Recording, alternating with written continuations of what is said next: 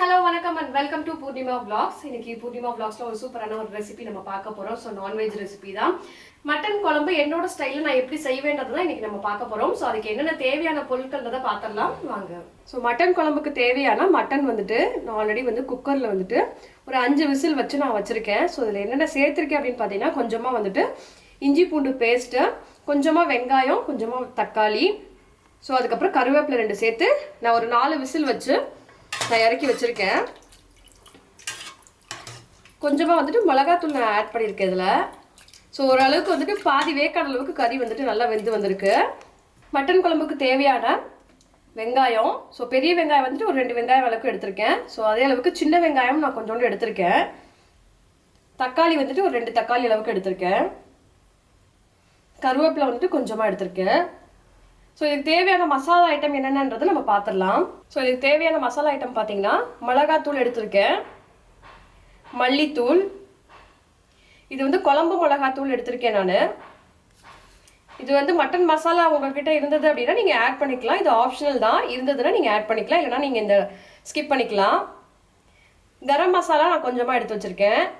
இஞ்சி பூண்டு பேஸ்ட் நான் அரைச்சி விழுதாக எடுத்து வச்சுருக்கேன். இந்த குழம்புக்கு தேவையான உப்பு நம்ம எடுத்துக்கலாம். ஸோ இதில் மஞ்சத்தூள் நம்ம கொஞ்சமாக இதில் ஆட் பண்ணிக்க போகிறோம். ஸோ மஞ்சத்தூள் எடுத்து வச்சுருக்கேன். இதுக்கு தேவையான ஸ்பைசஸ் பார்த்தீங்கன்னா நான் பட்டை எடுத்து வச்சுருக்கேன், கிராம்பு, கல்பாசி, அன்னாசிப்பூ, ஸோ இதை எடுத்து வச்சுருக்கேன். இதில் ஜீரகம் 1 ஸ்பூன் அளவுக்கு எடுத்து வச்சுருக்கேன். சோம்பு 1 ஸ்பூன் அளவுக்கு எடுத்து வச்சுருக்கேன். மிளகு முழு மிளகு 1 ஸ்பூன் அளவுக்கு நான் எடுத்து வச்சுருக்கேன். ஸோ இந்த குழம்புக்கு தேவையான தேங்காய் நான் திருவி வச்சுருக்கேன், 1 கப் அளவுக்கு நான் எடுத்து வச்சுருக்கேன். இப்போ நம்ம மண்பானை சட்டியில் தான் பண்ண போகிறோம் குழம்பு. ஸோ ஃபஸ்ட்டு அடுப்பை பற்ற வச்சுட்டு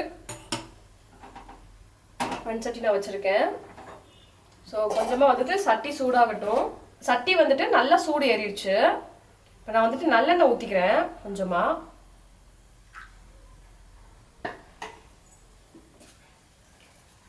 இதில் 2-3 பீஸ் அளவுக்கு பட்டை எடுத்துக்கிறேன். கிராம்பு ஒரு 4 கிராம்பு அளவுக்கு நான் எடுத்துக்கிறேன். அன்னாசிப்பூ, கல்பாசி நான் கொஞ்சமாக எடுத்துக்கிறேன். இதிலே சோம்பு சும்மா கொஞ்சமாக நான் தாளிக்கிறதுக்காக எடுத்துக்கிறேன்.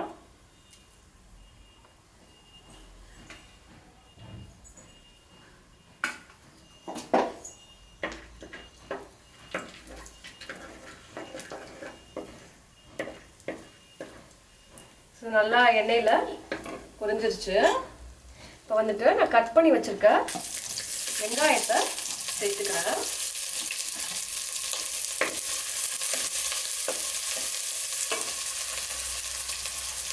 இதில் பாதி அளவுக்கு சின்ன வெங்காயத்தை நான் இதில் ஆட் பண்ணிக்கிட்டு பாதி அளவுக்கு நான் அப்படியே வச்சுக்கிறேன். ஸோ நம்ம தேங்காய் அரைக்கும் போது அதில் சேர்த்து நம்ம அரைச்சிக்கலாம்.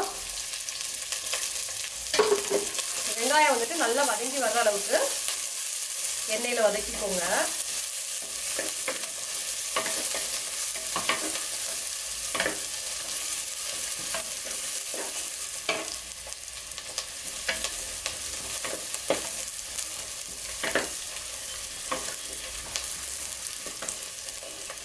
வெங்காயம் நல்லா வதங்கி வந்துருச்சு பாதி அளவுக்கு. ஸோ இந்த நேரத்தில் நம்ம தக்காளியும் நம்ம சேர்த்துக்குவோம். அஞ்சு வச்சிருக்க தக்காளியும் சேர்த்துக்கலாம். ஏன்னா தக்காளி இதில் கொஞ்சமாக இருக்கும். ஏன்னா நம்ம கறி வேக வைக்கும் போது நம்ம கொஞ்சோண்டு தக்காளி வெங்காயம் நான் சேர்த்தாச்சு. அதனால தான் இதில் நம்ம வதக்கும் போது கொஞ்சமாக இருக்குது. ஸோ கூட கொஞ்சோண்டு கருவேப்பிலையும் நம்ம ஆட் பண்ணிக்கிறோம். வதங்கி வரட்டும்.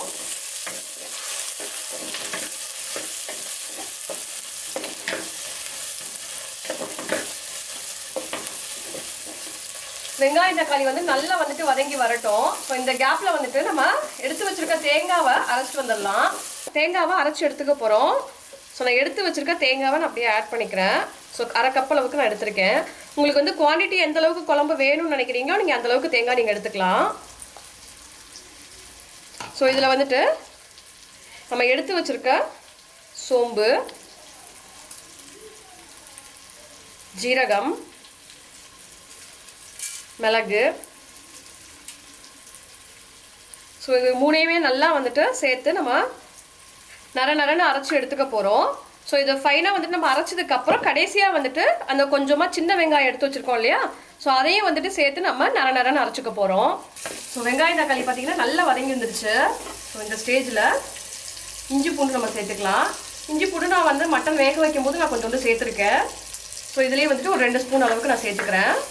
ஸோ நல்லா அந்த பச்சை வாசனை போகிற அளவுக்கு நல்லா வதக்கிக்கோங்க. ஸோ நல்லா வதங்கினதுக்கப்புறம் இந்த இஞ்சி பூண்டு நல்லா பச்சை வாசனை போய் அந்த எண்ணெயெல்லாம் நல்லா பிரிஞ்சு வந்திருக்கு. இப்போ இந்த ஸ்டேஜில் பார்த்தீங்கன்னா நம்ம ஆல்ரெடி வந்து குக்கரில் வந்துட்டு வேக வச்சு மட்டன் வச்சுருக்கோம் இல்லையா, ஸோ அதை வந்து இந்த தண்ணி வந்து நான் தனியாக எடுத்து வச்சுருக்கேன். ஸோ ஃபஸ்ட்டு வந்து இந்த மட்டன் மட்டும் நீங்கள் சேர்த்துட்டு நல்லா வதக்கிக்கோங்க. இப்போ மட்டனோட நம்ம அந்த வதக்கி வச்சுருக்கோம் இல்லையா, வெங்காயம் தக்காளி எல்லாமே ஃபுல்லாக மிக்ஸ் ஆகிற அளவுக்கு நல்லா வதக்கிக்கோங்க.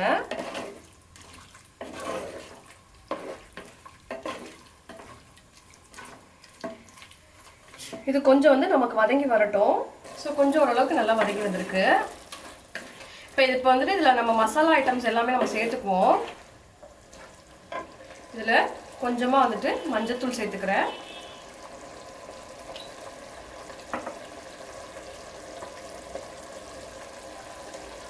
மிளகாத்தூள் வந்துட்டு உங்களுக்கு காரத்துக்கு ஏற்ற மாதிரி நீங்கள் சேர்த்துக்கோங்க. நான் ஒரு 4 ஸ்பூன் அளவுக்கு நான் சேர்த்துக்கிறேன்.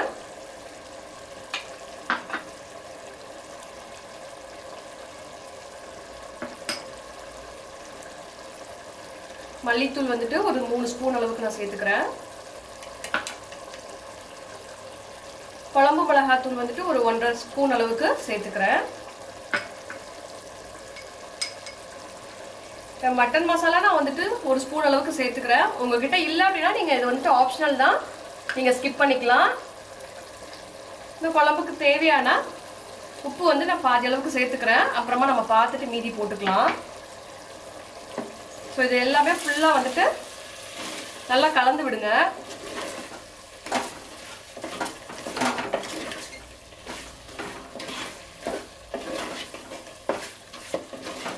ஸோ நல்லா பார்த்தீங்கன்னா இந்த மசாலா நம்ம போட்ட மசாலா எல்லாமே மிக்ஸ் ஆகி நமக்கு ஒரு கிரேவி அளவுக்கு வந்திருக்கு. இப்போ இந்த ஸ்டேஜில் நம்ம வந்துட்டு இந்த கறியிலேருந்து எடுத்து வச்சிருக்க அந்த வந்துட்டு சூப்பையும் அப்படியே ஆட் பண்ணிக்கலாம்.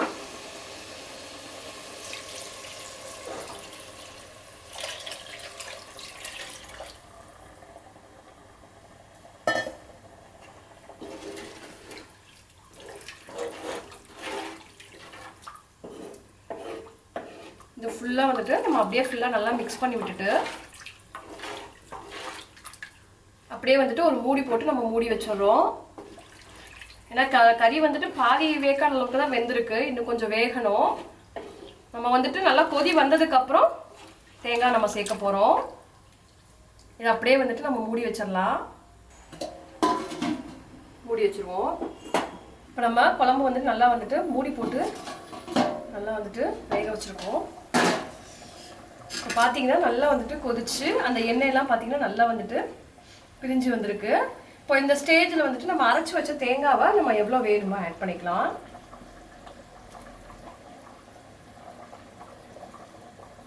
ஸோ நீங்கள் குழம்பு எவ்வளோ குவான்டிட்டி வேணும்னு நினைக்கிறீங்களோ அந்த அளவுக்கு நீங்கள் ஆட் பண்ணிக்கோங்க. ஸோ இதை ஃபுல்லாகவே நல்லா கலந்து விட்டுட்டு இந்த ஸ்டேஜில் உங்களுக்கு வந்துட்டு எவ்வளோ வந்துட்டு உப்பு வந்துட்டு தேவையோ நீங்கள் எக்ஸஸாக வந்துட்டு உப்பு நீங்கள் ஆட் பண்ணிக்கலாம். ஸோ நான் பாதி அளவுக்கு தான் உப்பு போட்டிருக்கேன், இன்னும் கொஞ்சமும் நான் ஆட் பண்ணிக்கிறேன்.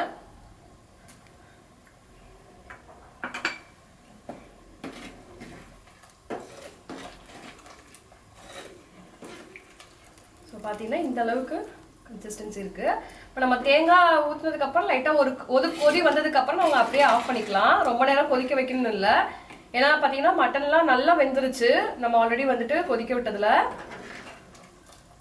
ஸோ நல்லா வந்துருச்சு. ஸோ தேங்காய் ஊற்றினதுக்கப்புறம் ஒரு கொதி நீங்கள் விட்டால் கூட போதும்.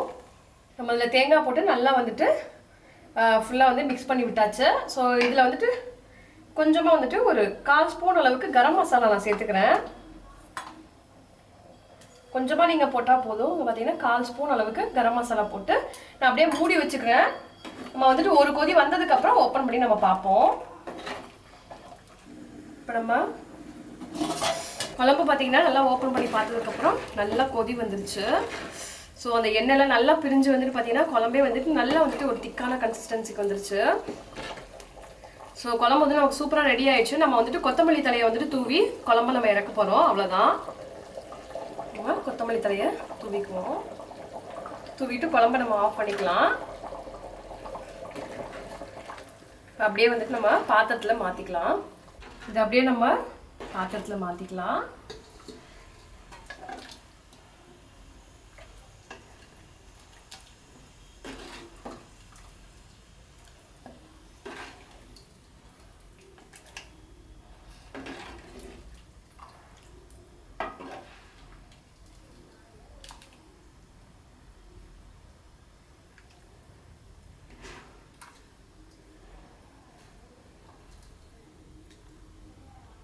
இன்னைக்கு வந்துட்டு மட்டன் குழம்பு வந்துட்டு எப்படி செய்யறது, நான் எந்த மாதிரி மெத்தட்ல செய்வேன்றதை டீட்டெயிலாக நீங்க பார்த்துருப்பீங்க. ஸோ கண்டிப்பா இதே மெத்தட்லேயே செஞ்சு பார்த்துட்டு எப்படி வருதுன்றதை எனக்கு சொல்லுங்க நீங்க கமெண்ட்ல. நம்ம சேனலை நீங்க இப்பதான் ஃபர்ஸ்ட் டைமா பாக்குறீங்க அப்படின்னா மறக்காம சப்ஸ்கிரைப் பண்ணிருங்க. பக்கத்துல இருக்க பெல் ஐக்கானையும் பிரஸ் பண்ணிட்டு அதுல ஆல்ன்ற ஆப்ஷன் நீங்க கிளிக் பண்ணிக்கோங்க. நான் ஃபர்தரா போற வீடியோஸ் எல்லாமே உங்களுக்கு நோட்டிபிகேஷன்ல வரும். ஸோ எந்த வீடியோஸும் நீங்க மிஸ் பண்ணாம பார்க்கலாம். இந்த வீடியோ உங்களுக்கு பிடிச்சிருந்தது அப்படின்னா மறக்காம லைக் பண்ணுங்க, ஷேர் பண்ணுங்க, சப்ஸ்கிரைப் பண்ணுங்க. தேங்க்யூ.